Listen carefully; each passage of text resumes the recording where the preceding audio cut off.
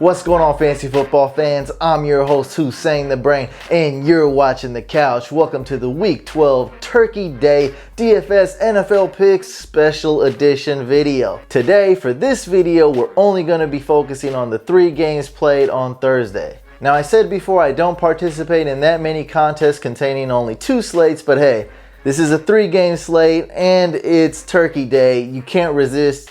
You got to play for the Thursday games. It's just so much fun. You got the food, you got the games going on, and you got FanDuel in the background checking your scores. This week we're going to focus more on GPP construction because you want that big turkey prize this week, don't we? It's not so much about the players you pick. Now I'm gonna reveal players to avoid, actually. So avoid these couple players. You only got 6 QBs to pick from, right? So if we know to avoid 3 of them, that's only 3 QBs to select.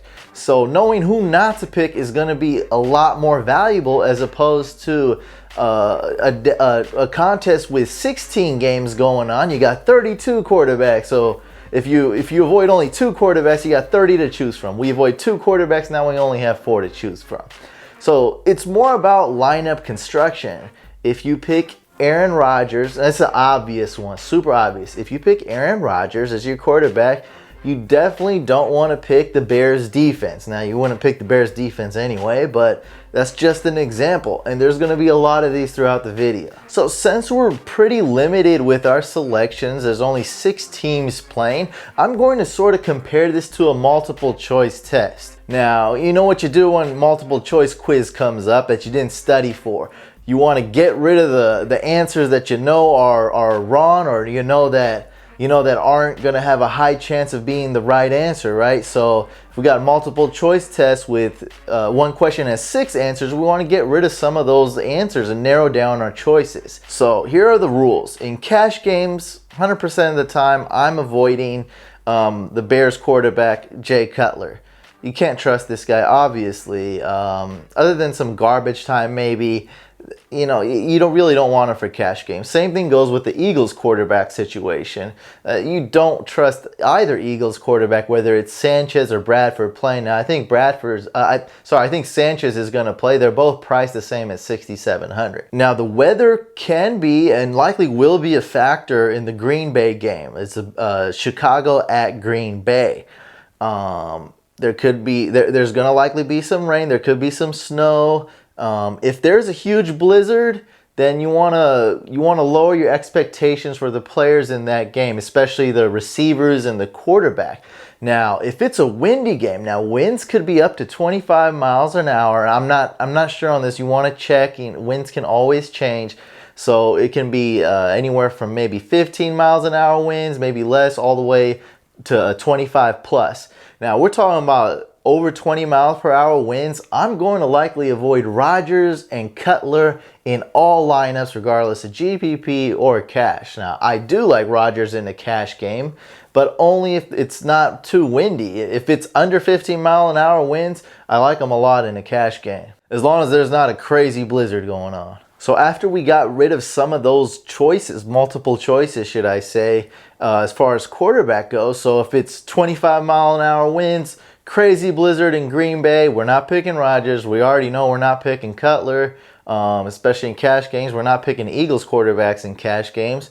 I really like Stafford. Stafford is a good play in both games. He's good in both types of contests, whether it be GPP or cash. Now, in GPPs, you can really pick any of these 6 quarterbacks if the weather conditions are good. Keep in mind that the Lions-Eagles game is played in a dome at Detroit. For running backs, let's go with the safe guys here. Let's do more of a cash game pick. Now, just because a guy is a cash game doesn't mean you don't want to pick him in GPP. You can pick one running back that's better suited for a cash game in a tournament. And you can also mix them with a sleeper pick too. So you don't have to pick all contrarian picks, all sleepers, all high-risk tournament picks. You want to mix in a few of those in a lineup that's acceptable. You don't want to go too crazy with your GPP lineup. Darren McFadden's a safe choice, a really good choice. Jonathan Stewart's going to be the obvious guy. I'm sure he's going to be owned in a lot of entries. I really like him this week. Also, I like Eddie Lacy, priced at $6,500. Now, some good tournament picks. Super sleeper, you got Mike Tolbert. Darren Sproles, I picked him last week. He scored a touchdown. So he's going to be owned in a little bit more, but still a really good GPP pick with Ryan Matthews out.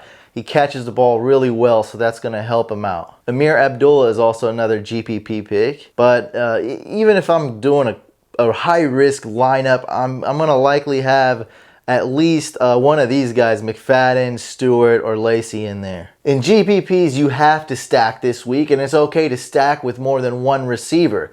In cash games, you can stack with one receiver at most. So in cash games, don't pick a ton of players from the same team this week. It's going to really increase your risk. If that team's offense doesn't perform well, you're likely going to lose a ton of your cash games because you pick 4 or 5 players from the same team. So let's say you pick on a really crazy, bold lineup, GPP lineup, you pick Sanchez.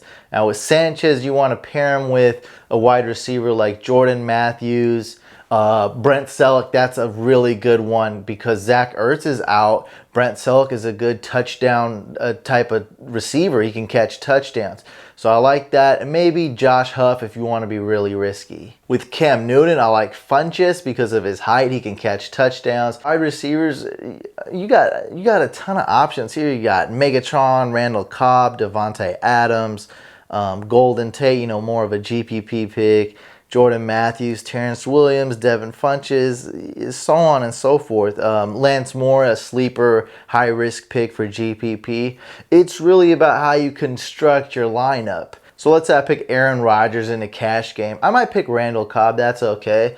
But I'd have to pick receivers from other teams like Megatron or maybe Ted Ginn Jr., for example. For tight ends, I really like Greg Olsen. That's going to be the highest projected tight end. More of a cash game play, but you can play him in GPPs. He's going to be the highest owned tight end for sure. He should have a pretty good game. Now, one that I really, really like, I mentioned before, is Brent Selleck. They're playing in a dome. Not going to be owned in too many leagues. I like this guy here. And remember that Martellus Bennett is out, so Zach Miller is a viable option. Okay, for kickers, I'm going to likely avoid Robbie Gould in all my lineups. Packers are favored to win by 8.5 points. So I don't think the Bears are going to be kicking too many field goals in the fourth quarter, especially with the wind conditions. So, you look at this without looking at the weather. You like Mason Crosby. He's got to be the highest projected kicker. But if the weather conditions are bad, you're going to have to lower your expectations for him. The kicker I really like is Matt Prater going in a dome. They're favored to win that game by 2 facing the Eagles. The Lions, that is, they're favored to win by 2 facing the Eagles. And I like Caleb Sturgis, more of a GPP pick. He's not going to be owned in too many leagues. I think a lot of people will go for Crosby, Gano, and maybe even Prater to save money.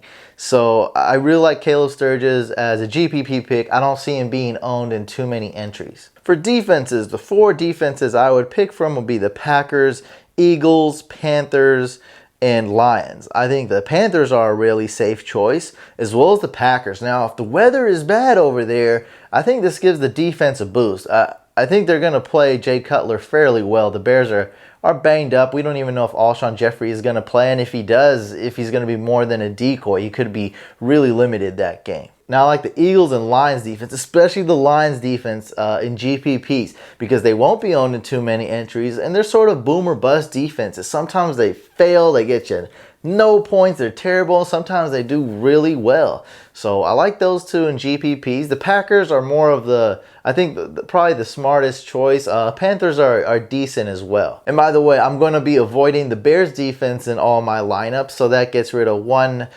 defense right there. And also the Cowboys defense, not too fond of them. At most, they're a crazy GPP pick. I think Cam Newton is going to be too hard to stop. They can maybe contain him, but they're not going to stop him and the Panthers offense. No way. Okay, hope that wasn't too confusing, because when it comes to tournaments, you can argue for a lot of different players. It's just all how you construct the lineup. So let's do a quick recap of what I just said. So I'm not picking the Bears kicker. I'm not picking the Bears defense.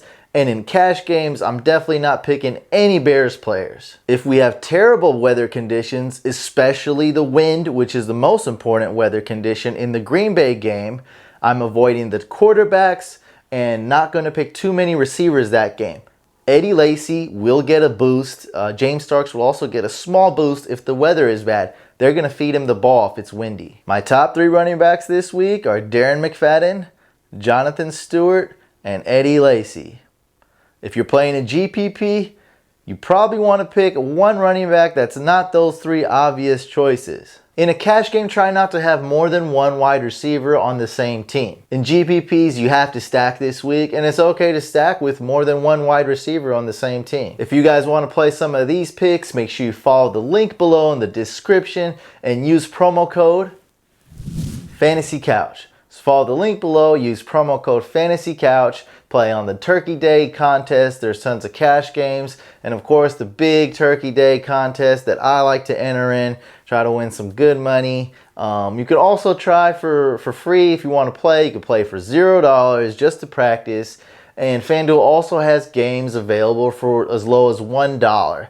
So play a cash game, try to win $1 or $2, try to play for free, or playing the big game contest to win the big prize. I know I'll be entering in the Turkey Day contest this week. And that about wraps up this video. Make sure you guys watch my DFS strategy video. It's going to help you immensely when building your DFS lineups. Whether you've been playing DFS or you're considering to play for the first time, it is a must-watch video. Also, make sure you hit that thumbs up and like this video. Subscribe to the YouTube channel if you haven't already. We have the weekly waiver wire videos, and of course my weekly DFL NFL picks. Have a happy Turkey Day, and I'll see you guys on the next video.